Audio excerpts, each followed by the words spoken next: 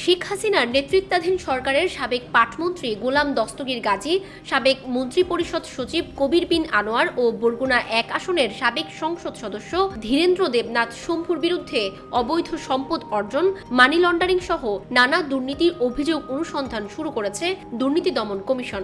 এছাড়া গোলাম দস্তগীরের স্ত্রী হাসিনা গাজী ও ধীরেন্দ্র দেবনাথ শম্ভুর ছেলে সুনাম দেবনাথের বিরুদ্ধে দুদকের অনুসন্ধান শুরু হয়েছে।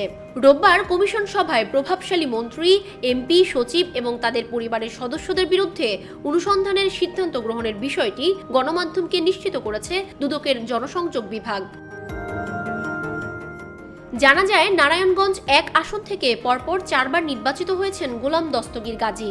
তার বিরুদ্ধে জমি জবরদখল করে নিজের কারখানা স্থাপন, তৃণমূল নেতাকর্মীদের উপেক্ষা করে ক্যাডার বাহিনী গড়ে তোলা, অর্থ পাচারের অভিযোগ রয়েছে।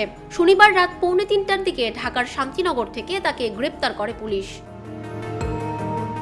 কবির বিন আনোয়ার ১৯৮৫ ব্যাচে বিসিএস প্রশাসন ক্যাডারে যোগদান করেন। ছাত্রজীবনে তিনি ঢাকা বিশ্ববিদ্যালয়ের ফজলুল হক হলের ছাত্রলীগ থেকে নির্বাচিত সভাপতি ছিলেন। ২০২৩ সালে অল্প কিছুদিনের জন্য মন্ত্রিপরিষদ সচিবের দায়িত্ব পালন করেন। তার বিরুদ্ধে ক্ষমতার অপব্যবহারের মাধ্যমে অবৈধ সম্পদ অর্জনের অভিযোগ রয়েছে।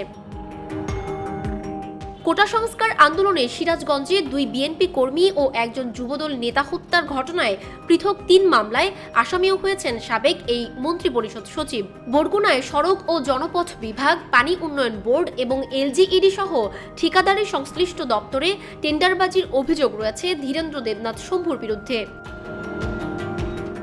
জেলার বিভিন্ন কাজে নজিরবিহীন অনিয়ম, দুর্নীতি আর অপরাজনীতির মাধ্যমে শত কোটি টাকার মালিক হয়েছেন এই আওয়ামী নেতা। 3 দশক জেলা আওয়ামী লীগের সভাপতির পদে ছিলেন শম্ভু। বরগুনা 1 আসনের 5 বারের নির্বাচিত সংসদ সদস্য তিনি।